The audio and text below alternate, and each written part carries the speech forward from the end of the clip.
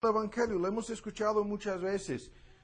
El precio, el pecado nuestro no exige un pago. Y el precio fue pagado por nuestro sustituto, nuestro mediador, nuestro fiador. Aquí en Hebreos el argumento es el testor del nuevo pacto, el que se entregó como garantía y el que pagó lo que nuestros pecados merecían. La justicia divina quedó satisfecha y la idea aquí es como si todo esto fuera una deuda, pero la deuda ya fue pagada, ¿no? Es como si terminando de pagar te entregan las escrituras, ¿no? Y luego te las quieren quitar y te quieren volver a entregar el libro de abonos, help me here. No. Letras, esa es la palabra que estoy buscando. Entonces, todo el precio ya fue pagado, ¿no? Y la justicia divina quedó totalmente satisfecha por la ofrenda de Cristo. Este es el argumento aquí en el contexto de Hebreos, en contraste con lo que hacían bajo la ley. Y Dios no puede volver a exigir otro pago, porque eso sería como exigir dos pagos por el mismo pecado, ¿no? Y el tema entonces es lo siguiente. El perdón que Dios nos da significa que en el futuro, de igual manera como en el presente, de igual manera como en el pasado, todo esto quedó borrado, ¿no? Y Dios no volverá a usarlo en nuestra contra, y ahora lo voy a decir en otra forma.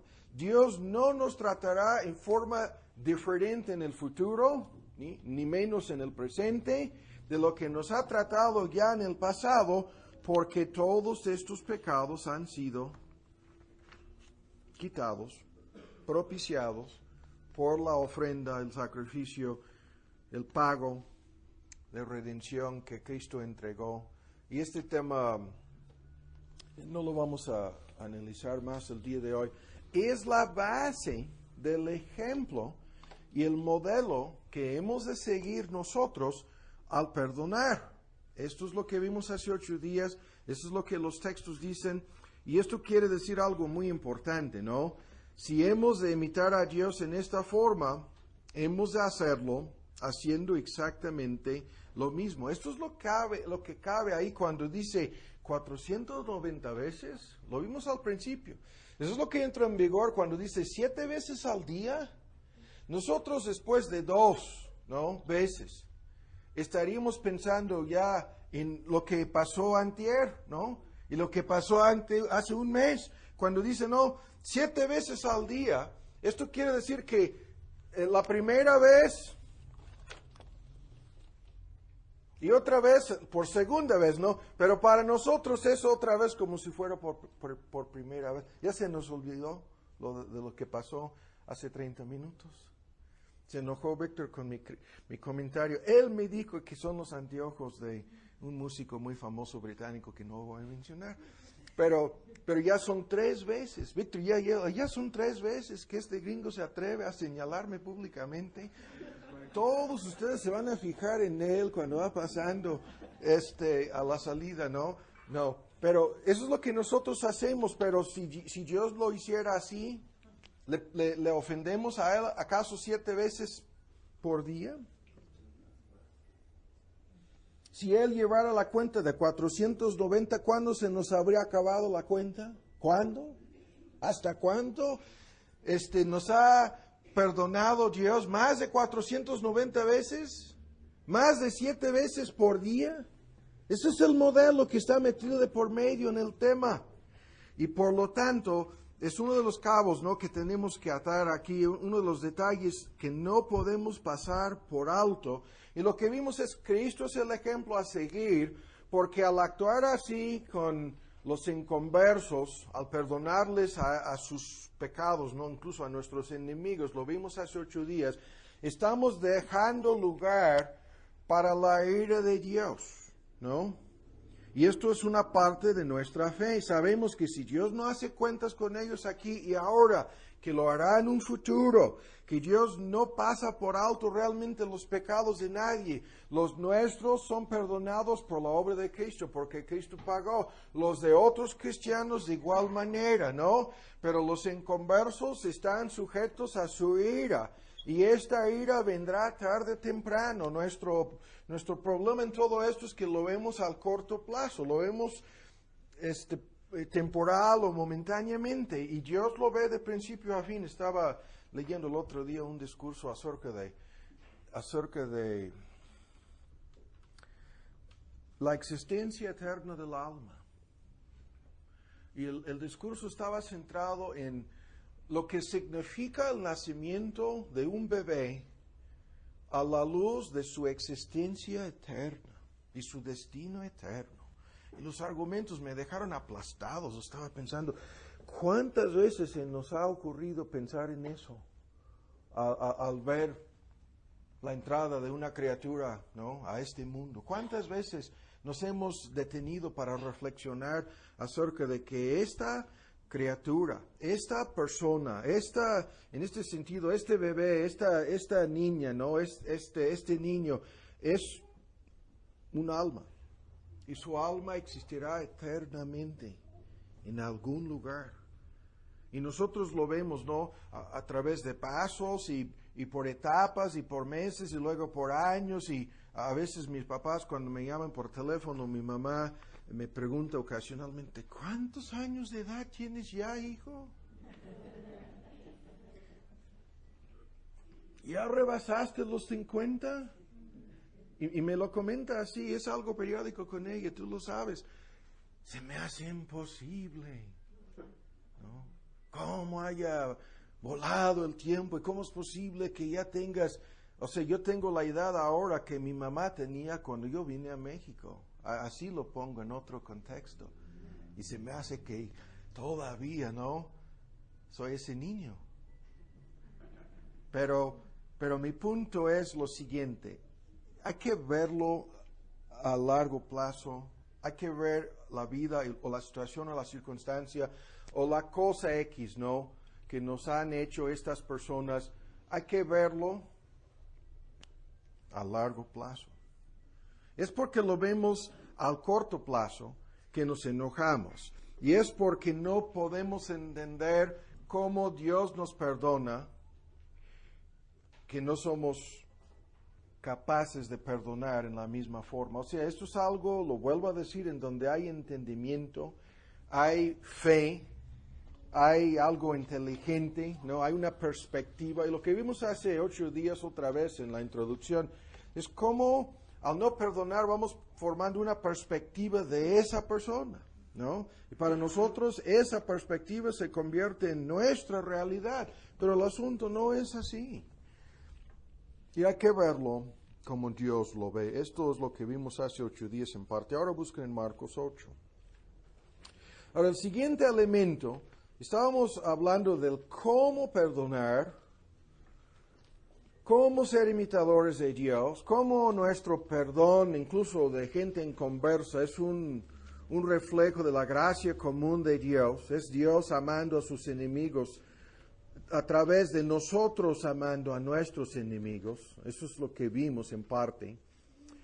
Y ahora estamos buscando Marcos 8. Hay otro factor metido de por medio en esto, es uno de los cabos sueltos que voy a introducir ahora. Y después vamos a tratar de acelerarnos un poco más para ver otros puntos. En Marcos 8, esto es el siguiente punto, a esto no llegamos hace 8 días, que está metido de por medio en el asunto. Y este asunto es que tratamos con el enojo. Eso es una parte de lo que vamos a ver sobre el dominio propio, es por eso que nos hemos desviado. Tratamos con todo esto también como una parte de este tema de la autonegación. Incluso volveremos a esto en algunas semanas para verlo en 2 estudios. Después vamos a repartir un libro muy importante, que es de mucha ayuda, porque toma ese tema y lo aplica a la familia, al matrimonio, al trabajo, a la iglesia, a muchas cosas. la autonegación. Ahora ven aquí el ejemplo. Marcos 8. Este texto lo conocemos, lo mismo lo vamos a leer en un momento en Lucas 9. Dice, comenzando en el versículo 31, ¿ya lo tienen? 8:31. Comenzó a enseñarles que convenía que el Hijo del Hombre padeciese mucho. ¿Sí? Convenía que el Hijo del Hombre padeciese, ¿no? Y ser, o que fuese reprobado de los ancianos, de los príncipes, de los sacerdotes, de los escribas, y ser muerto, y resucitar después de 3 días, ¿no? O al tercer día, como sea. Y claramente decía esta palabra, y mientras que la idea es que lo estaba ampliando, ¿no? Ahora, hay, como vamos a ver aquí un momento, esto es el tema de la autonegación y lo vamos a meter de por medio aquí como una parte del paquete de cómo perdonar a otros, cómo tratar con el enojo, cómo tratar con las ofensas y las cosas que nos hacen. Ahora, primero, vean con mucha atención lo que está en este texto. Tenemos primero la muerte de Jesús. Esto es el prefacio a lo que viene después, ¿no? Cristo anuncia su muerte y evidentemente cuando dice claramente, les comentaba a fondo, con más detalles de los que están registrados aquí, lo de su muerte. Ahora, entre paréntesis, un comentario de parte de Pedro, es rechazado y condenado por Cristo. Esto lo vamos a pasar por alto. Y vean ahora en el versículo 34. Llamando a la gente con sus discípulos, después de este prefacio, les dijo, cualquiera que quisiera venir en pos de mí, niéguese a sí mismo, tome su cruz y sígame. Esta fórmula la conocemos. Y luego, porque el que quisiere salvar su vida la perderá, y el que perdiere su vida por causa de mí y del Evangelio, ven cómo se agrega, por mí y por el Evangelio, por causa de mí y por causa del Evangelio, pudiera perder su vida, la salvará. Porque, la pregunta retórica, ¿qué aprovechará al hombre ganar todo el mundo y perder su alma? Algo que hemos escuchado 1000 veces, es un asunto de ganancias y pérdidas, ¿no? De ganar y perder, lo más importante, el alma. ¿Y qué recompensa? Y esto es, la idea aquí es, ¿qué rescate? Esa es la palabra griega. ¿Qué recompensa dará al hombre por su alma? Es como si en esta transacción su alma fuera secuestrada, ¿no? Y en peligro de perderse. ¿Qué recompensa? ¿No? ¿Qué rescate dará el hombre? Es un cambalache, y a esto volveremos en algunas semanas, por su alma. Y luego la advertencia en 38, porque el que se avergonzare de mí, de mis palabras en esta generación adúltera y pecadora, el Hijo del Hombre se avergonzará también de él, cuando venga o cuando vendrá en la gloria de su Padre con sus ángeles. Ahora entonces hay una segunda muerte aquí. La muerte de cada creyente en relación con el tema de la autonegación está aquí. Y lo que no debemos perder de vista es lo siguiente. La pauta a seguir, el ejemplo, la norma de todo este asunto de autonegación es el ejemplo de Cristo, como vamos a ver en otros estudios. Vean con mucha atención el argumento. Primero es la muerte de Cristo. Y segundo, la muerte del cristiano. No es la muerte física del cristiano, es la muerte en el contexto del tema de la autonegación. Ahora, no pierdan de vista Marcos y veámoslo nuevamente en el texto que citamos frecuentemente. Lucas 9, la misma enseñanza se encuentra aquí. Y el argumento es el mismo que ya conocemos. En 23. Después de anunciar lo mismo en 22, es necesario que el Hijo del Hombre padezca, ¿sí? Que sea desechado, que sea muerto. En 22, anunciando la muerte de Jesús, de inmediato. Aquí no tenemos el paréntesis con el comentario de Pedro. Dice, porque cualquiera, mejor dicho, en 23, y decía a todos, si alguno quiere venir en pos de mí, niégase a sí mismo, la autonegación, tome su cruz cada día, cotidianamente, sígame, porque cualquiera que quisiera salvar su vida la perderá, cualquiera que perdiera su vida por causa de mí, pero acabamos de leerlo también en Marcos, por causa del Evangelio, la salvará. Y la misma pregunta, ¿qué aprovechará el hombre si gana todo el mundo y pierde aquí no dice su alma, dice él a sí mismo, o corra peligro de sí. Algunas traducciones lo ponen como si se destruye a sí mismo. Y esto es lo que sucede. Se destruye a sí mismo. Es un acto de suicidio, ¿no? Y hay que entenderlo bien, porque lo que vamos a ver en un momento es que hay más de una sola muerte aquí. La que está al final de la pregunta retórica, corra peligro de sí, es la muerte en el infierno o destruyéndose a sí mismo.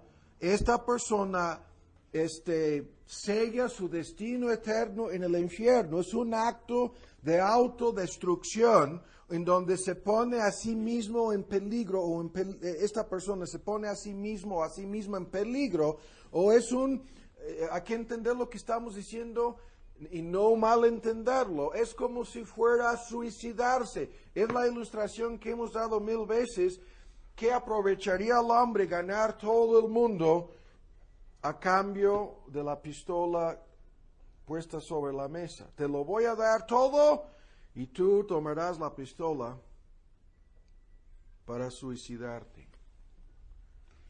Y sin discutirlo más a fondo el día de hoy, lo veremos en otro estudio, hay 3 muertes aquí. Primero la de Cristo, segundo la del cristiano y tercero la del no cristiano. 3 muertes están aquí en este texto. Ahora lo vuelvo a decir. Metido de por medio en nuestro tema de cómo tratar con el enojo, con las ofensas, con el perdón, está metido de por medio esta gran enseñanza, esta regla, este ejemplo a seguir de la autonegación.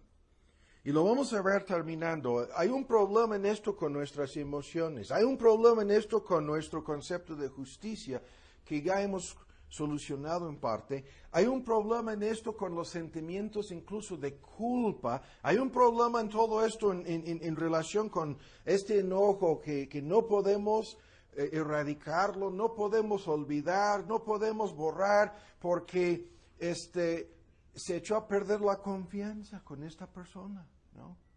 Y entonces cuando yo he estado diciendo, este tema es gigantesco, ¿no? Hay problemas con cada uno de estos puntos y vamos a tratar de dirigirnos, ¿no?, a una conclusión por el momento, comentando varias cosas al final. Pero metido de por medio es, si no estamos dispuestos a negarnos a nosotros mismos para amar a esa persona. Lo comentábamos hace 8 días. Es un acto de amor para con esa persona. Es el amor lo que cubre una muchedumbre de pecados. Pero requiere este amor, es la misma enseñanza en 1 Corintios 13, cuando el amor no busca lo suyo. Eso es un acto de autonegación. Y esto para nosotros, el texto cuando dice negarse a sí mismo, lo hemos escuchado en forma evangelística. Negarse a sí mismo como dueño de sí mismo, ¿no? Como rey de sí mismo. Negarse a sí mismo en relación con el señorío de Cristo, ¿no? Negarse a sí mismo como dueño de sí mismo es una entrega a Cristo como Señor, lo que es la condición necesaria para seguir a Cristo. Y luego cuando dice tomar la cruz, todo esto lo hemos escuchado muchas veces. Lo estamos leyendo en el versículo 23, son las 3 frases al final del versículo. Tome su cruz. Esto es en ese sentido, fórmula que se usaba para hablar de muchas cosas, incluyendo el peligro de morir como mártires. Es el símbolo de crucifixión, pero en tomar su cruz está el gran símbolo de la muerte de Jesús que ha reproducido en nosotros nuestra muerte, la muerte del creyente, no en la cruz, sino en un acto de autonegación, ¿no? Y luego, y esto es cotidianamente, lo dice, ¿no? Cada día, al final del versículo, cada día, ¿no? Es la negación del yo, o sea, en relación con sus deseos, metas, propósitos, es la submisión a Cristo como Señor en forma cotidiana. Y luego, toda la fórmula, sígame, ¿no? Es el discipulado que vimos en la serie sobre cómo predicarnos a nosotros mismos. Esto es lo que la Gran Comisión exige, que seamos discípulos. Y lo que sabemos de esto es que las personas que cometen el acto de suicidio, que este texto es suicidio espiritual, que este texto señala, son las personas que intentan, esos son los inconversos, aquí lo voy a poner, ¿no? Que terminan suicidándose porque quieren salvar sus vidas, no quieren rendir control a nadie, intentan ganar algo de lo que este mundo les ofrece, ganar todo lo que el mundo nos ofrece, ¿no? Y tienen vergüenza, no quieren ser identificados. Es toda la cultura que vimos en una miniserie sobre la cultura de la culpa en contraste con la cultura de la vergüenza. Tienen vergüenza en el sentido de que les importa más lo que los hombres pudieran hacer o decir, es su soberbia, es su orgullo, es su autoimagen, lo que está metido de por medio, lo que les impide a doblegarse y terminan suicidándose. Ahora, aquí están mis apuntes. Ahora vuelven a Marcos 8. Todo este tema no lo puedo simplemente comentar. Está metido de por medio en este asunto del dominio propio. El dominio propio exige autonegación en varias cosas. Es simplemente decir no a varias cosas, ¿no? Algo tan sencillo como no hacer la lista. Ya me ofendió 3 veces, no hace 3 semanas o durante 3 meses, sino fueron 3 veces en la mañana al día de hoy. Y ya no se lo voy a perdonar. La autonegación dice no a la lista. ¿Sí? No voy a llevar cuentas del mal. El texto en 1 Corintios 13. El amor no lleva cuentas del mal. No guarda rencor. Las traducciones las conocemos. Voy a negarme a mí mismo. ¿Sí? Y esto significa algo muy importante. Ahora bien, con mucha atención por el momento, el análisis, que no podemos detenernos. El análisis que vamos a dar a esto es un prefacio para otros estudios. ¿No? Ahora bien, con mucha atención los puntos. El ejemplo a seguir aquí en Marcos 8 es el ejemplo de Cristo. Él anuncia todo esto con, el prefacio es su propia muerte, la cual conduce a la muerte del creyente y la cual asegura la muerte de todos aquellos que se niegan a entregar a Él. Por eso decía, hay 3 muertes aquí. Pero el ejemplo nos habla de la muerte de Cristo. Pero lo vuelvo a decir, nuestra muerte, la que Cristo exige de nosotros, no es que seamos crucificados en el Calvario, sino que en un acto de autonegación decimos no a nosotros mismos. Y el ejemplo a seguir, ahora voy a citar el texto, apúntenlo. Dice en Romanos 15, ni siquiera Cristo se agradó a sí mismo. Y esto es Cristo, es un tema gigantesco porque se negó a sí mismo no solamente a la hora de morir en la cruz del Calvario, no solamente en el jardín de Getsemaní, no solamente cuando iba rumbo a la cruz, no solamente cuando Pedro le dijo, jamás, ¿no? Vayas a sufrir una muerte como la del Calvario, una cruz, jamás, no. Y le tuvo que regañar aquí a Pedro y se enojó en el griego con Pedro aquí.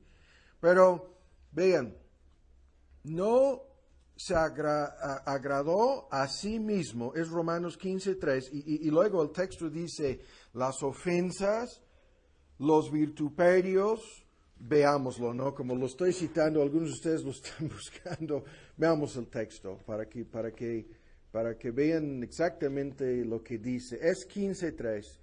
No se agradó a sí mismo, Romanos, antes bien, por lo contrario, es todo lo contrario. Vean lo que cita. Los vituperios de los que te vituperan cayeron sobre mí. Y las traducciones son tremendas. Las ofensas de los que te ofendieron han caído sobre mí. Vean. En un acto de autonegación, Cristo se enfrentó con las ofensas. Las traducciones son ultrajes. Los ultrajes de los que te insultaban han caído sobre mí. Las ofensas de los que te injuriaban han caído sobre mí. Fíjense bien. Los vituperios, la versión antigua, de los que te agraviaron, estas son las traducciones, han caído sobre mí. Si alguien a nosotros nos ofende, a nosotros nos hacen algo, ¿no? Una ofensa, ultraje, insulta, injuria, nuestra reacción es la de devolverles el pago. Y el texto dice, vean, esto es aún antes de llegar a su muerte en la cruz del Calvario, no se agradó a sí mismo. ¿Sí? Y el contexto es que cada uno agrade a su prójimo para su edificación, pero eso no nos interesa. El ejemplo es lo que nos interesa aquí. Y cuando Cristo exige una muerte de parte nuestra, que significa negarnos a nosotros mismos y perdonar, negarnos a nosotros mismos y decir no al enojo, negarnos a nosotros mismos y amar al enemigo. Vean lo que está metido de por medio. Es su ejemplo a seguir. Y el ejemplo es tremendo. No se enojó ni siquiera con los que le estaban ofendiendo con vituperios, insultos, palabras las más feas, las groserías más horribles conocidas en el mundo greco-romano. No se enojó, sino que se negó a sí mismo, no se agradó a sí mismo. Esto es una fórmula tremenda porque, ahora ven en Juan 12, porque quiere decir no hacer lo que nos agradaría, no reaccionar en la carne, ¿no? No responder para agradarnos a nosotros mismos. Y este tema es, lo vuelvo a decir, de dominio propio, el ejemplo es el enojo y el perdón, pero ¿cuántas veces nos hemos dejado controlar y dominar simplemente por lo que nos agrada? ¿Cuántas veces hemos dado rienda suelta a lo que a nosotros nos es agradable responder ante la ofensa, ¿no? O apuntarla y sacar el librito para volver a leer qué es lo que me dijeron, qué es lo... No. O volver a poner el video, como ya hemos visto. Y se vuelve como para mucha gente como agradable. Hay algunas iglesias supuestas en este país en donde la mayoría de los miembros son mujeres, en donde se reúnen entre semana y a veces aún los domingos, y les permiten subir al frente a estas mujeres, y es para desahogarse, ¿no? Es para desahogarse emocionalmente, dicen. Y se suben con una lista. Mi marido me hizo, y la lista de ofensas y de pecados y de ultrajes, y la lista puede ser más grande que lo que me hizo mi marido, y hacen Y se están agradando a sí mismas esas mujeres. Hasta no pueden esperar hasta la hora de llegar al culto. Yo quiero subir primero a contar lo que me hicieron en esta semana, ¿no? Y aplauden y pobre de ella y vamos a orar por... No lo estoy exagerando. Está mucho más grave el asunto. Y los que tienen su club de divorciadas, lo mismo, es lo mismo.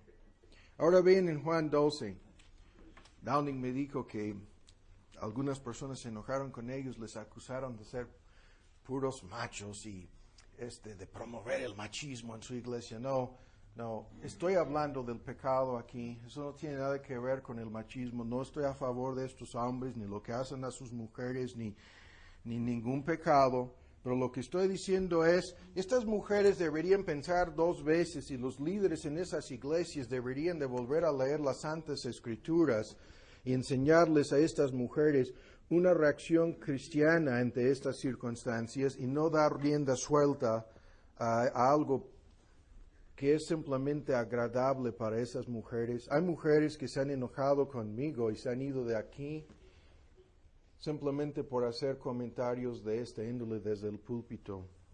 Ahora Juan 12. ¿Lo tienen? No, we're not going to chase rabbits here. 12, 24. De cierto, el modelo es, ahora fíjense bien, la muerte de Jesús. Y vean el ejemplo aquí.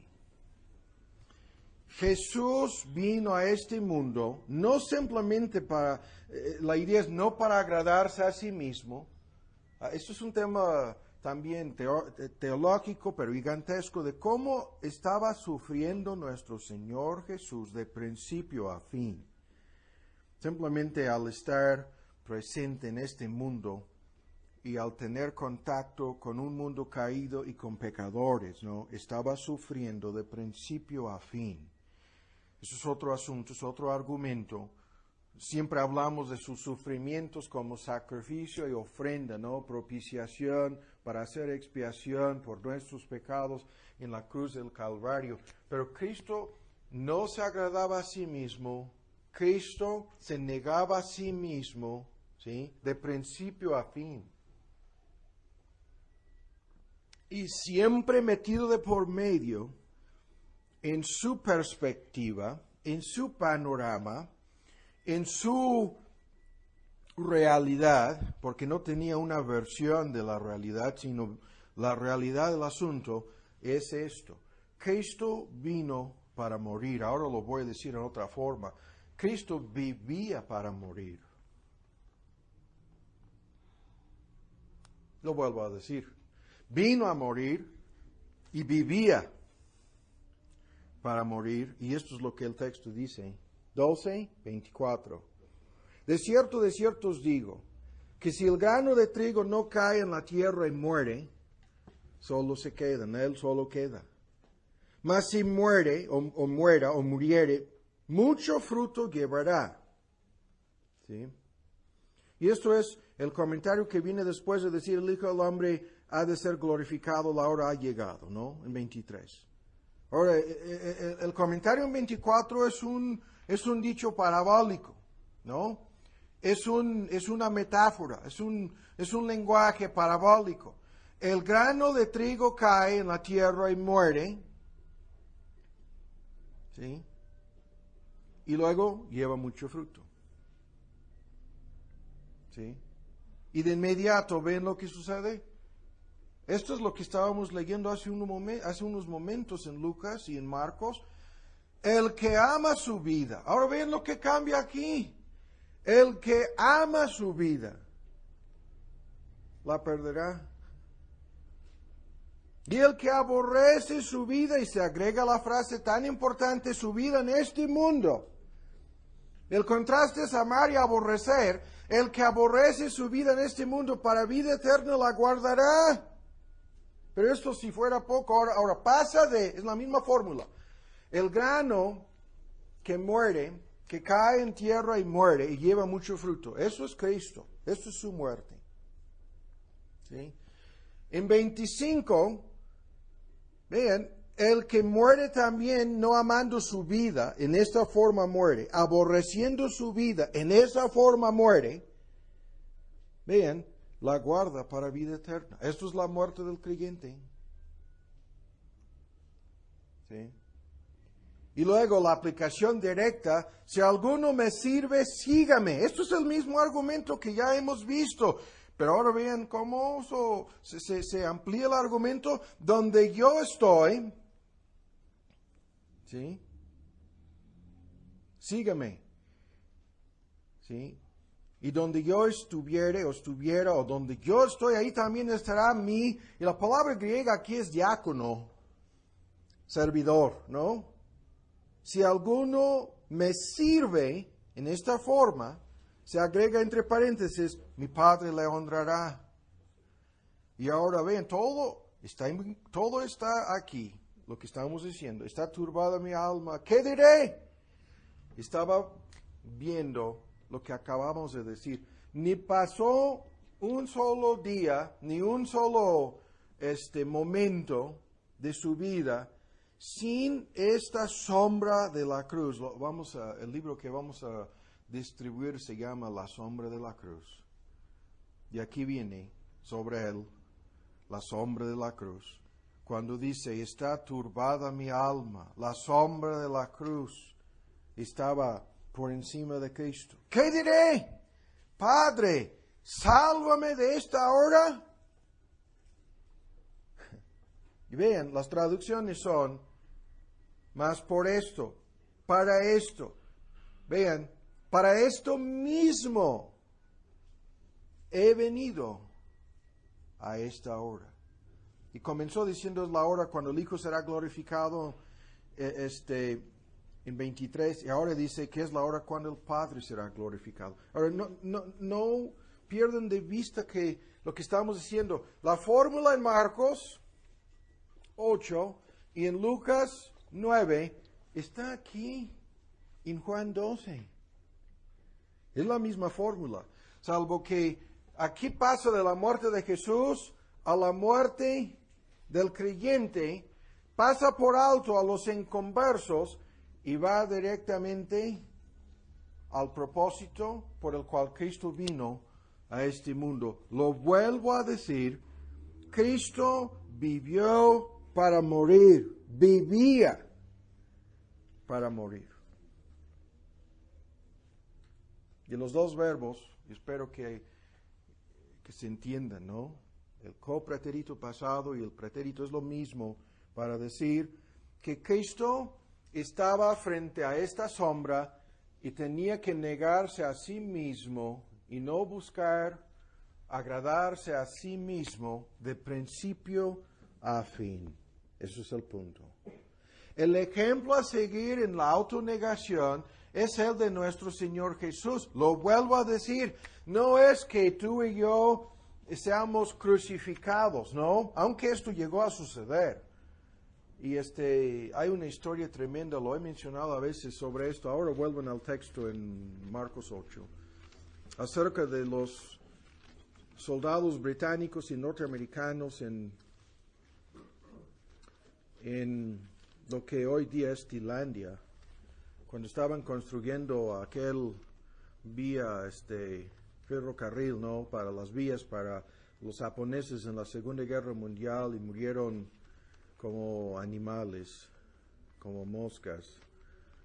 Y hay una película hasta de Hollywood que pinta la historia en los términos más asombrosos, tremenda historia, acerca de avivamientos que sucedían entre esos soldados británicos y norteamericanos en medio de la selva, en medio de todo tipo de enfermedad y sufrimiento y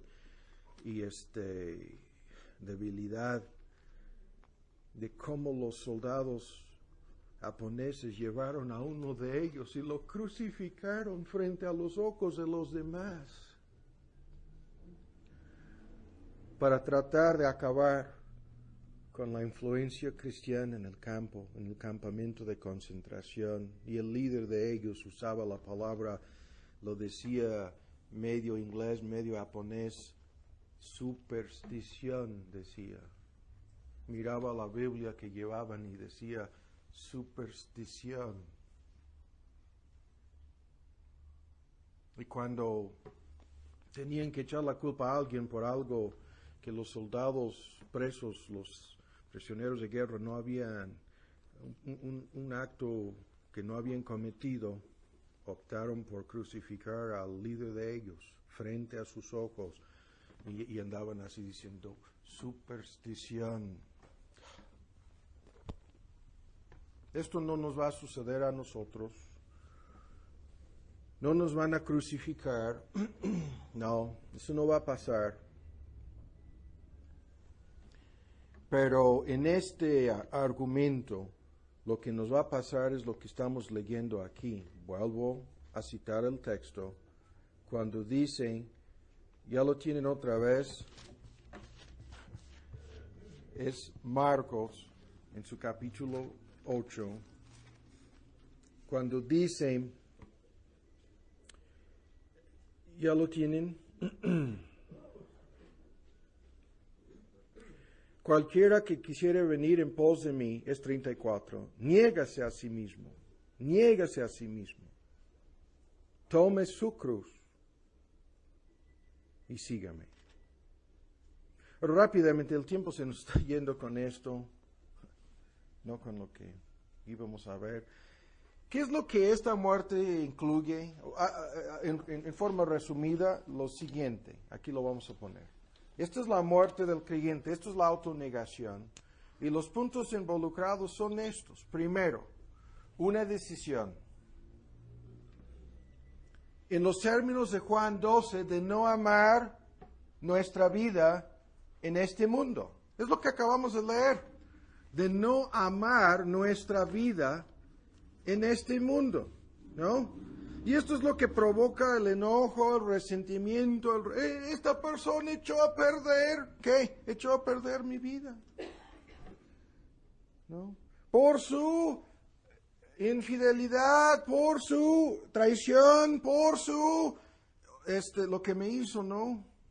Puede haber sido un accidente, pudiera haber sido algo a propósito, pudiera haber sido, pongan ustedes el ejemplo, echó a perder mi vida.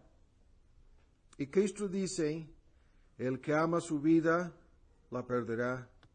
Y el que aborrece su vida en este mundo, para vida eterna, la guardará. Esta muerte, esta sombra de la cruz, tomar la cruz para el cristiano significa la decisión de no amar su vida. ¿Sí? Para la gente que les parezca, a mí me pasó esto cuando yo era un rock and rollero perdido en los 70s, ¿no? Soñando con dinero, fama y poder.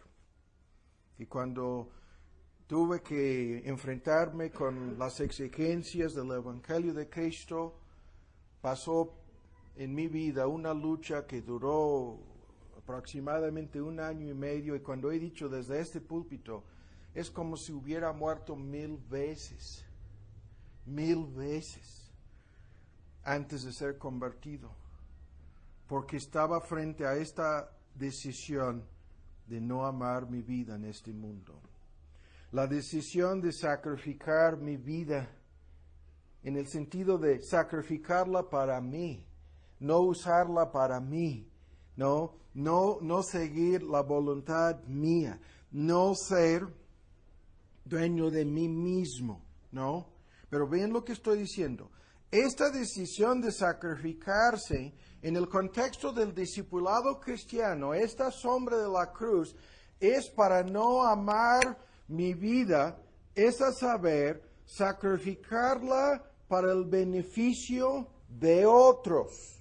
Esto es lo que Cristo venía a hacer. Para morir, para esta hora he venido. ¿Qué diré? ¿Sálvame? No, dice, he venido para sacrificarme en beneficio de otros. Eso es el argumento. Y para el mundo eso es como si aborreciéramos nuestra vida, ¿no?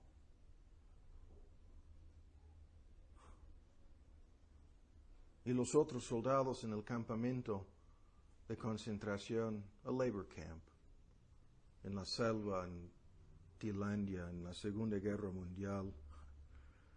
Los demás pensaban, este que nos ha hablado del cristianismo, de entregar su vida, literalmente lo hizo en algún sentido, porque los japoneses iban a matar a una muchedumbre de ellos, a menos que encontraran al culpable. Y él dijo, no, mátenme a mí. Se sacrificó en beneficio de otros. Es un ejemplo que me vino a la mente en este estudio, no está aquí en mis apuntes, pero es algo parecido a lo que estamos diciendo, pero no es sacrificar tu vida entregándote a morir. Esto no te va a suceder, a menos que venga el anticristo pronto. Es en beneficio de otros. Y esto es lo que en el contexto de nuestro argumento, vean, no amar mi vida, ¿sí? Voy a perdonar, no voy a guardar rencor, no voy a tomar en cuenta el mal que me hizo. Esto es un autosacrificio que implica autonegación de mi parte, pero a fin de cuentas yo no estoy enamorado con mí mismo, conmigo, ni con mi vida, si soy un seguidor del Maestro. Es un acto que, lo vuelvo a repetir, es primero la decisión de no amar mi vida. Segundo, escuchen bien, un acto de humillación, humillación y crucifixión, simbólicamente hablando. ¿Qué quiere decir esto? Lo que los textos dicen en cuanto a lo que yo quiero en esto, agradarme a mí mismo, no lo voy a hacer. Y si esto lo ve como si me convirtiera yo en su tapete, ¿no? Frente a esta persona, es un acto de autohumillación, pero es en un sentido más amplio. Esto es un acto de autohumillación en cuanto a ¿qué? Mis deseos, mis metas, mis sueños, mis propósitos, mis deseos egoístas, ¿no? Todo esto lo tengo que poner a un lado, humillándome, ¿sí? Y lo que está metido de por medio en este acto de autohumillación, diciendo no al deseo de agradarme a mí mismo o amarme a mí mismo, sino amar al prójimo o al enemigo en esto. Vean, hay un cambio radical de valores, de propósitos, ¿sí? Metido de por medio en todo esto. Y el tema está aquí, vuelvan a verlo. Cuando Cristo pregunta, vean, cuando pregunta en 36, ¿qué aprovecharía el hombre ganar lo que el hombre quiere ganar en esto? Pongan ustedes en la palabra o la frase todo el mundo, lo que fuera. ¿Sí? Y eso es lo que está metido de por medio. Tengo que decir no a lo que yo quiero, humillarme y perder la venganza quizás, la oportunidad de desquitarme, perder la oportunidad de hacer justicia, perder la necesidad o la opción de defenderme, perder, ¿no? En vez de ganar. Sí, es un cambio de valores, es un cambio de propósitos, ¿no? Y el tema, como lo estamos limitando a este asunto del perdón y el enojo y las emociones aquí, ustedes ya se pueden dar cuenta de que se puede ampliar mucho más, ¿no? Porque lo que fuéramos a ganar al actuar en forma contraria sería temporal. Lo que fuéramos a ganar, el placer de sentirnos como superiores, o sea, el poder y la soberbia egoístas, ¿no? De defendernos y de no tomar represalias, no, de tomarlas, de vengarnos, de hacer justicia, ¿sí? Como si la ira del hombre hiciera la justicia de Dios, el texto que citamos hace 8 días. Entonces, es un acto de humillación, ¿sí? Y tercero, es un acto de identificación.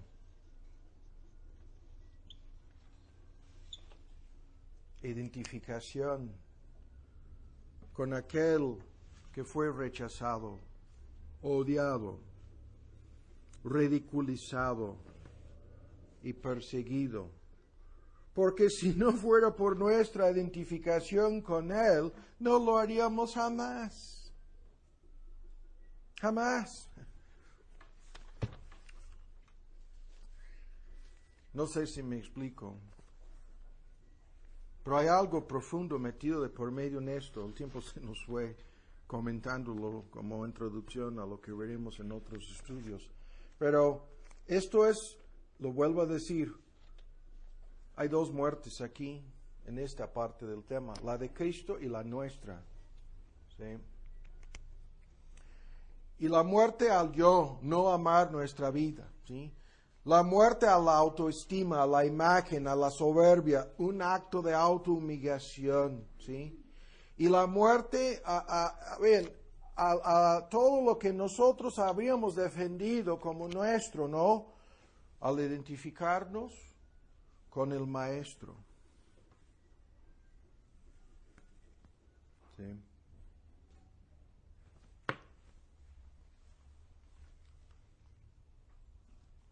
Ok. Hay que seguir con más hilos, ¿no? Aquí. Ahora vamos a cambiar el punto.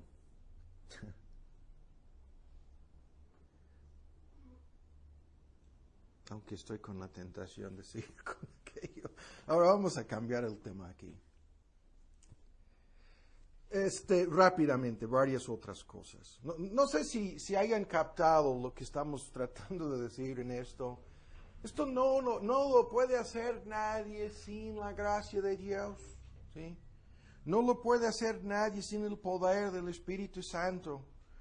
No es, como vamos a tratar de explicar aquí en varios puntos, no es hacer caso omiso de la ofensa, no es pasar por alto la justicia, como algunos lo han pensado. Pero ahora vamos a meter de por medio otro factor aquí, que es uno de los hilos, ¿no? Hay otro factor aquí. La persona que cuando lo vimos en Marcos, o mejor dicho, en Marcos y Lucas, no en Juan 12, la tercera persona aquí, la persona inconversa, ahora le vamos a meter de por medio, porque ya hemos explicado hace 8 días algo sobre las ofensas que no son cometidas por cristianos. Estas ofensas fueron pagadas por Cristo en la cruz del Calvario. De igual manera como las ofensas que nosotros les pudiéramos hacer a otros cristianos también ya fueron pagados o pagadas por Cristo. Pero aquí está metido por medio el inconverso y el asunto aquí es algo diferente. Aquí voy a poner esta ilustración. Hasta ahora lo que hemos comentado aquí en relación con el inconverso y el cristiano, o sea, hay diferentes clases de personas que tenemos que perdonar, diferentes clases de pecados que nos pueden ser cometidos, diferentes clases de problemas que surgen en esto. Por eso estoy diciendo que es algo complicado. Aquí, con esta ilustración, tenemos a nivel horizontal. En relación con el tema, hay un asunto aquí que es vertical, aquí está Dios, y horizontal, ¿no? ¿Am I saying that right? Y el punto aquí es crucial. Nosotros podemos perdonar solamente los pecados que nos han sido cometidos, ¿no? En contra de nosotros. No podemos perdonar los pecados que le han sido cometidos, ¿no? Contra Dios. Ahora, el tema aquí no quiero que lo malinterpreten. En Marcos 2:7, apunten el texto, hay una pregunta. Y la pregunta es, ¿quién puede perdonar pecados? ¿Salvo Dios?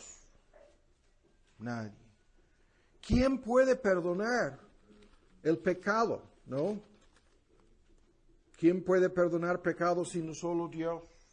¿Quién? Y aquí estamos diciendo, nosotros lo podemos hacer, pero Estamos hablando de los pecados a nivel humano, en la dimensión humana, a nivel horizontal, ¿no? No estamos hablando de lo que Dios hará en esto. Esto lo vimos hace 8 días. Dar lugar a la ira. Eso es el papel de Dios. Ahora lo voy a decir en otra forma. La persona que nos hizo algo, que ha provocado nuestro rencor, enojo, resentimiento, etc., amargura, enojo e ira, la fórmula en Efesios, esta persona ha cometido su pecado en contra de nosotros y en contra de Dios. ¿Sí? Y esa persona está metida por medio en un gran dilema. Porque nosotros podemos perdonar a la persona, ¿sí? Y supongamos que ya le hemos perdonado al ofensor. Eso no significa que haya sido perdonada por Dios. Tú y yo le vamos a perdonar, sí. Eso no quiere decir que Dios la haya perdonado. ¿Quién puede perdonar pecados sino solo Dios? Sacando fuera de su contexto la pregunta, lo que estamos diciendo es que hay un dilema para cada persona en esto. El problema o el dilema es lo siguiente. Todos los no cristianos, ¿les podemos perdonar? Sí. Pero eso no quiere decir que Dios les vaya a perdonar. Hay un problema mucho más grande aquí. No es lo que a nosotros nos hayan hecho. El problema grandísimo aquí es lo que le han hecho a Dios. O sea, eso es el problema, su ofensa contra Dios. Cuando David lo pinta así en el Salmo 51, las palabras citadas 1000 veces, contra ti. Y se vuelve a repetir, solo contra ti he pecado y hecho lo malo delante de tus ojos. Y todos los lectores de la Biblia se preguntan, pero yo pensaba que pecaba en contra de aquella mujer y en contra de su marido y en contra de su propio pueblo y en contra de la nación y en contra de su propio ejército y en contra de su propia familia, la de David. Y él ni menciona estas cosas. Y dice, contra ti, solo contra ti he pecado y cometido lo malo delante de tus ojos. Y ese es el problema más grande siempre en estos asuntos. Y es algo que nos ayuda muchísimo en este asunto de la autonegación, el amor para con el enemigo, el perdonar como Cristo nos perdonó, el hecho de que estas personas pueden ser perdonadas por nosotros. Y eso no quita en ningún sentido su problema para con Dios. Y hay tantas personas que lo ven en estos términos, es contra la sociedad o contra la familia o contra y todo en términos humanos, consecuencias temporales, y no se percatan ni por un segundo de que hay un problema mucho más grande en este asunto, ¿no? El hecho de que pueden ser perdonados por los hombres no acaba con su necesidad de ser perdonados por Dios. Ese problema sigue, ¿no? Y eso es lo que vimos en parte hace 8 días. Hay que dejar lugar para la ira, ¿no? Ahora, tenemos en relación con los cristianos otra regla. Lucas 17. Lucas 17. Aquí no estamos hablando de las ofensas que son de carácter público e legal. No estamos hablando de el robo, asalto, abuso de autoridad, homicidio, violación. No estamos hablando de todas esas ofensas que según Romanos 13 han de ser castigadas primero por la ley humana. No estamos diciendo hay que doblegarte y hacerte como un tapete y dejar que el asesino ande suelto por las calles burlándose de la ley. No. Eso no es lo que estamos diciendo al hablar sobre esta necesidad de perdonar. Ni tampoco estamos hablando de estas ofensas cometidas en el contexto de la membresía de una iglesia y los procedimientos en relación con la disciplina eclesiástica. No estamos hablando de estas cosas. Estamos hablando de perdonar la mayoría de las ofensas. Si yo les fuera a preguntar cuántos de ustedes hayan sido víctimas, ¿no?, de asalto, robo, asesino, etcétera, etcétera, etcétera, ¿no? Esos casos no entran aquí. La ley tiene que seguir su procedimiento. Romanos 13 dice que el juez y la autoridad humana y hasta los policías son ministros de Dios para castigar a los malhechores. Ese es el argumento. Pero ven en Lucas 17, y simplemente comento esto, se nos fue el tiempo. Metido de por medio es lo que leímos al principio: repréndale. 17:3. Si aquí es tu hermano, y si se arrepintiere. Si el perdón entre los cristianos está condicionado por el arrepentimiento, ¿sí? Entonces, perdónale. Esto es entre los cristianos, estamos señalando este punto, ¿no? Y se relaciona con otras cosas que no vamos a ver el día de hoy sobre la disciplina en la iglesia. Ahora vamos a terminar con lo siguiente. Estos cabos sueltos hay que mencionarlos. Primero, y el primer punto es, y voy a mencionar 4 cosas rápidamente para terminar. El primer punto es el perdón y el amor. El perdón y el amor, estos son subdivisiones en el argumento, si lo quieren apuntar así. Pero el punto aquí es, hay muchas personas que no entiendan que este perdón es primero un acto de obediencia y autonegación, ¿sí? Y lo que dicen es, no siento amor para con el ofensor y se me hace que es puro teatro, hipocresía, otorgarle el perdón porque no, realmente no se lo quiero otorgar. No.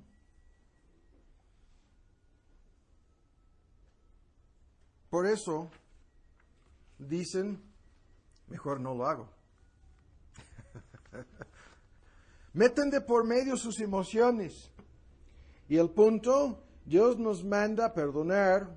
Es un acto de obediencia. Es un acto, en el peor de los casos, veámoslo como un acto de autonegación. ¿Sí? No es algo sentimental o simplemente emocional, sino es algo inteligente, basado en el amor de Dios para con nosotros, y en la medida en que nuestra fe sea capaz de analizar todos estos y otros puntos metidos de por medio en el asunto, ¿sí?, nuestro estado emocional, ¿sí?, cambiará. Ese es el punto. Cambiará. Y es simplemente un ejemplo clásico aquí. Yo pienso a veces, y esto es algo fácil de entender, en algunos políticos malvados en la Unión Americana, y créanme, tenemos algunos de los más malvados sobre la faz de la tierra. Y pienso, ¿no? ¿Cuánto me gustaría, no?, que los fueran a encarcelar, ¿no? ¿Cuánto me gustaría? A veces pienso que les fueron a fusilar, ¿no?, a estos malvados que están destruyendo a nuestro querido, no digo México.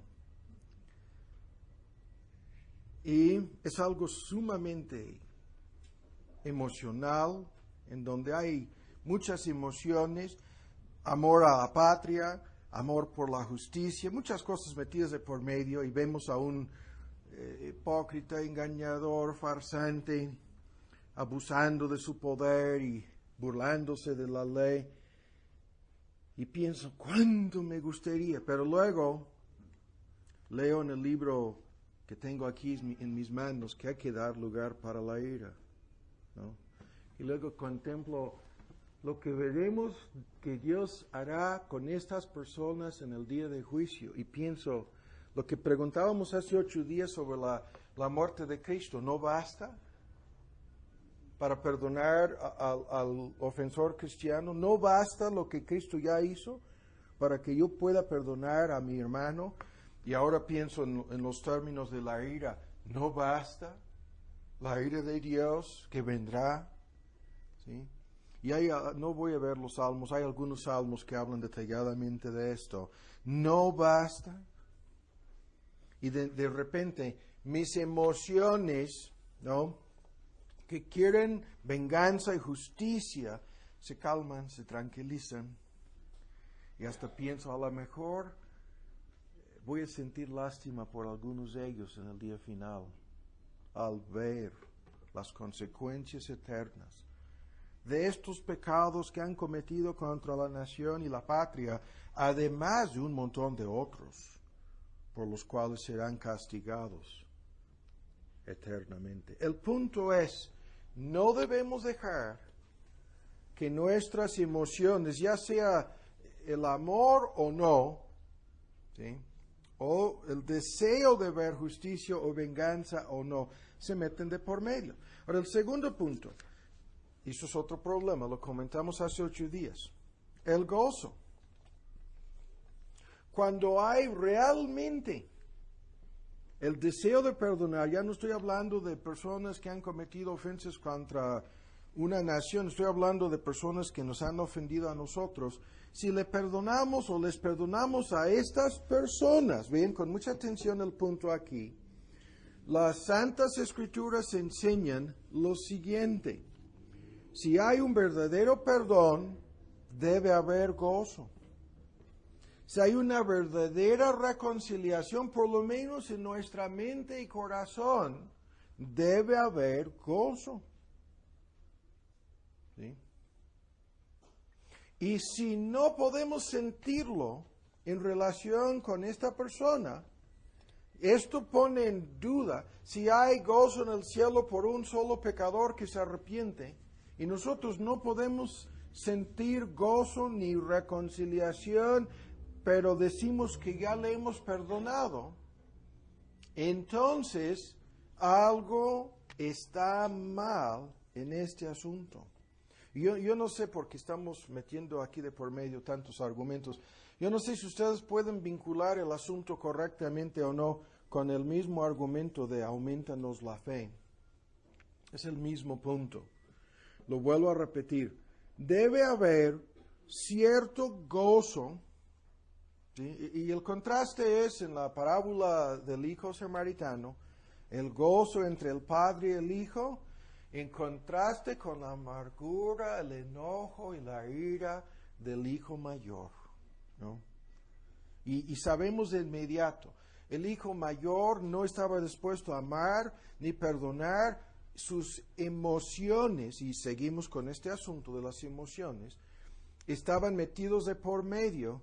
Y el padre le dio una explicación razonable, lógica y correcta del asunto. Pero no estaba dispuesto a negarse a sí mismo, no estaba dispuesto a amar a su hijo, en este caso a su hermano menor, ¿sí? No estaba dispuesto a otorgarle el perdón, y mientras que todos los demás hacían fiesta y disfrutaban, ¿no?, de este gozo, se encontraba miserable. Y el punto aquí es muy importante.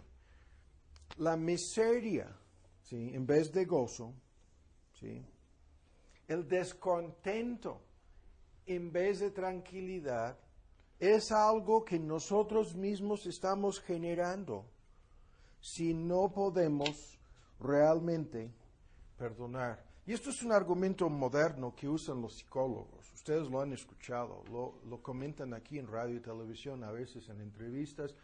Ponen ahí a la persona llena de amargura y resulta que está enojado con su papá.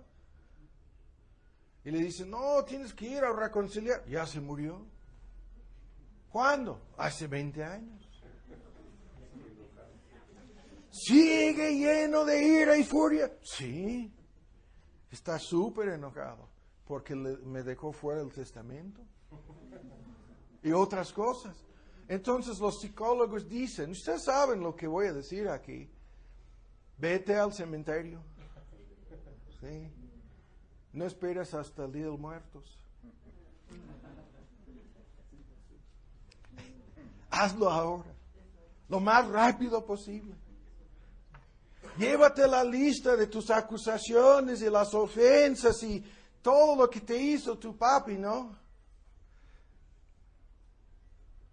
Perdónale. Frente a su lápida, frente a que hacer toda la ceremonia. Y no salgas de ahí, no salgas del cementerio. Por eso hay fantasmas en el cementerio. Hasta que haya gozo en tu corazón.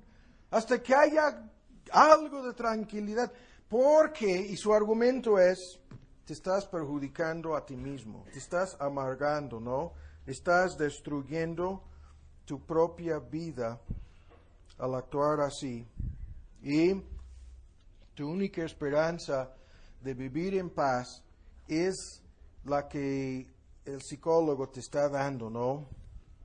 De hacer algo para librarte de esa emoción. Ahora, otro punto para terminar. 2. El siguiente punto es en relación con los sentimientos de culpa. Y aquí estamos metiendo de por medio algo más grande. Aquí lo que sucede es lo siguiente. Hay personas en este proceso, pudieran ser los ofensores o los ofendidos, no importa. Pueden ser el culpable o el inocente, pueden ser víctimas o agresores. Todo eso no lo estamos analizando aquí. Lo que quiero decir es esto. Estas personas no pueden acabar con sus sentimientos de culpa en este asunto.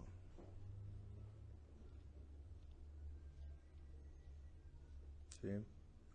Ahora, lo vuelvo a decir, el tema es gigantesco, porque metido de por medio aquí hay otro asunto.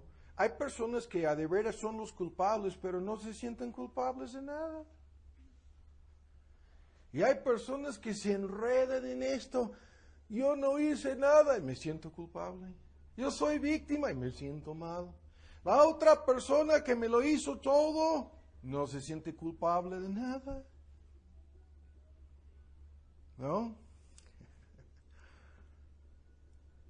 ¿Qué es esto? Se fijan otra vez en sus emociones en vez de fijarse en la culpa. Esto es lo que sucede, incluso el tema aquí es mucho más grande de lo que voy a comentar.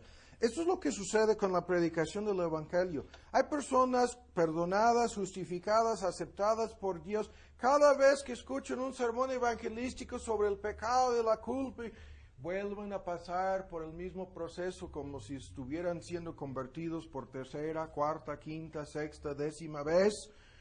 Porque se dejan dominar por estas emociones de culpa. Mientras que hay tantas personas nunca perdonadas, nunca justificadas, nunca aceptadas, nunca han sido aceptadas, justificadas por Dios, y escuchan el mismo sermón, no se sienten culpables de nada. Y el punto aquí es, por lo tanto, todo esto es un asunto de fe, de entendimiento, de usar en forma inteligente la palabra de Dios. Hay muchas personas cuya paz bajo la peor culpa posible están en paz. Su paz es diabólica. ¿Sí? Son culpables si lo sientan o no. Eso es el punto. Y hay otras personas que no son culpables, sus pecados han sido borrados por Cristo y no deben caer en la trampa de dejar que sus emociones dominan en este asunto.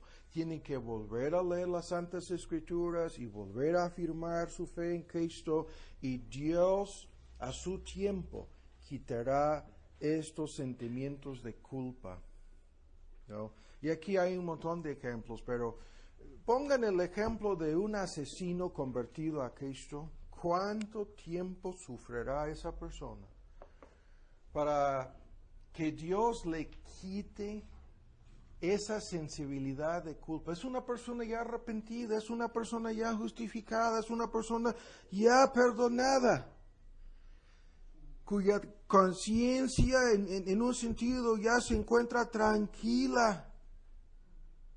Y el diablo vuelve a meterle el cuchillo, haciéndole volver a poner el video del momento cuando disparó, o la mirada en los ojos de su víctima. Puede ser un asesino encarcelado en la Unión Americana, sentenciado a morir en un 20 o 15 o más años, ¿no? Pero el punto no cambia aquí. No debemos meter de por medio nuestras emociones en este asunto. Es lo que estoy diciendo, tratando de atar algunos hilos. Opening a can of worms and closing it very quickly.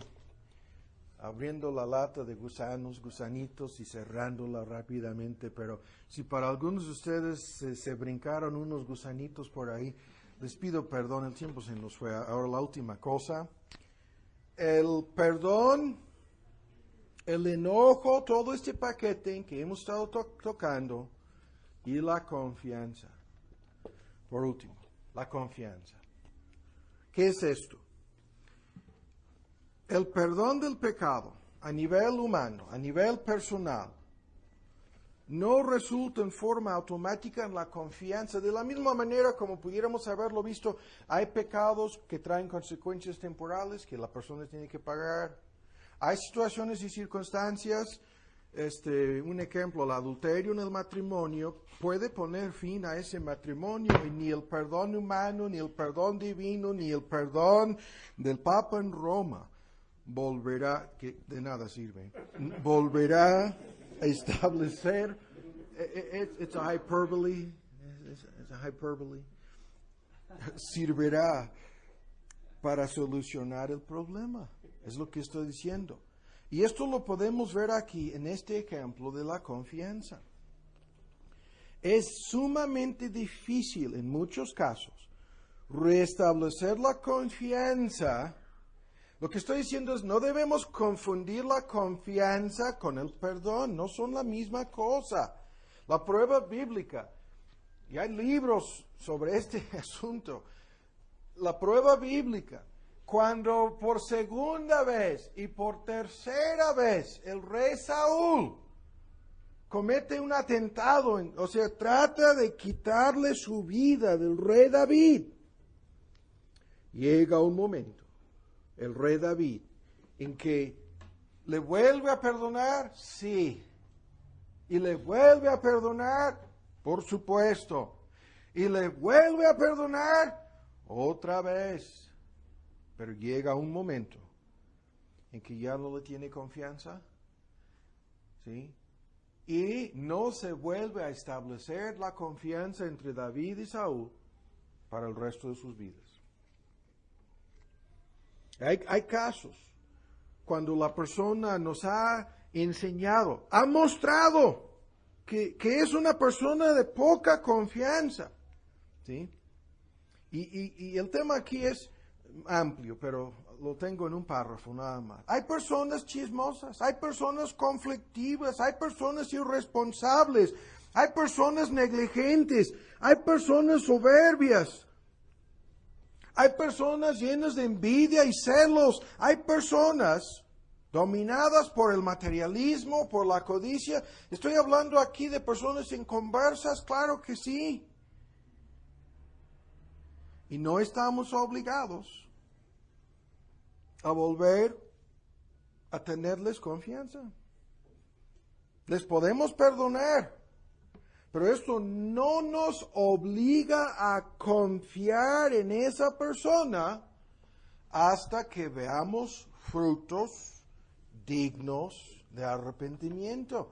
Y si se trata de una persona inconversa, puede ser difícil que muestren esos frutos. Si se trata de un cristiano, no, porque ya lo vimos. Si se vuelve 7 veces diciendo me arrepiento, le vamos a perdonar. ¿Sí? Pero ustedes pueden ver que el tema es complicado, es amplio, y es a este nivel que redención que Cristo entregó. Y este tema no lo vamos a analizar más el día de hoy. Es la base del ejemplo y el modelo que hemos de seguir nosotros al perdonar. Esto es lo que vimos hace 8 días, esto es lo que los textos dicen, y esto quiere decir algo muy importante, ¿no? Si hemos de imitar a Dios en esta forma, hemos de hacerlo haciendo exactamente lo mismo. Esto es lo que cabe ahí cuando dice 490 veces, lo vimos al principio. Eso es lo que entra en vigor cuando dice 7 veces al día. Nosotros después de 2, ¿no?, veces, estaríamos pensando ya en lo que pasó antier, ¿no? Y lo que pasó hace un mes, cuando dice, no, 7 veces al día. Esto quiere decir que la primera vez y otra vez por segunda vez, ¿no? Pero para nosotros es otra vez como si fuera por primera vez. Ya se nos olvidó de lo que pasó hace 30 minutos. Se enojó Víctor con mi comentario. Él me dijo que son los anteojos de un músico muy famoso británico que no voy a mencionar. Pero ya son 3 veces. Víctor, ya son 3 veces que este gringo se atreve a señalarme públicamente. Todos ustedes se van a fijar en él cuando va pasando a la salida, ¿no? No, pero eso es lo que nosotros hacemos. Pero si Dios lo hiciera así, ¿le ofendemos a él acaso 7 veces por día? Si él llevara la cuenta de 490, ¿cuándo se nos habría acabado la cuenta? ¿Cuándo? ¿Hasta cuándo? Nos ha perdonado Dios más de 490 veces, más de 7 veces por día. Ese es el modelo que está metido de por medio en el tema. Y por lo tanto, es uno de los cabos, ¿no?, que tenemos que atar aquí, uno de los detalles que no podemos pasar por alto. Y lo que vimos es Cristo, Marcos 8. Esto es el siguiente punto, a esto no llegamos hace 8 días, que está metido de por medio en el asunto. Y este asunto es que tratamos con el enojo. Eso es una parte de lo que vamos a ver sobre el dominio propio, es por eso que nos hemos desviado.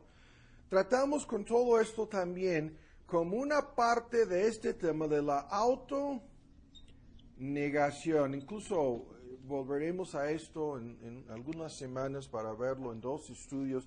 Después vamos a repartir un libro muy, muy importante, que es de mucha ayuda, porque toma ese tema y lo aplica a la familia, al matrimonio, al trabajo, a la iglesia, a muchas cosas. La autonegación. Ahora ven aquí el ejemplo. Marcos 8. Este texto lo conocemos, lo mismo lo vamos a leer en un momento en Lucas 9. Dice, comenzando en el versículo 31, ¿ya lo tienen? 8:31. Comenzó a enseñarles que convenía que el Hijo del Hombre padeciese mucho. ¿Sí? Convenía que el Hijo del Hombre padeciese, ¿no? Y ser, o que fuese reprobado de los ancianos, de los príncipes, de los sacerdotes, de los escribas, y ser muerto, y resucitar después de 3 días, ¿no? O al tercer día, como sea. Y claramente decía esta palabra, y mientras que la idea es que lo estaba ampliando, ¿no? Ahora, hay, como vamos a ver aquí un momento, esto es el tema de la autonegación, y lo vamos a meter de por medio aquí como una parte del paquete de cómo perdonar a otros, cómo tratar con el enojo, cómo tratar con las ofensas y las cosas que nos hacen. Ahora, primero, vean con mucha atención lo que está en este texto. Tenemos primero la muerte de Jesús. Esto es el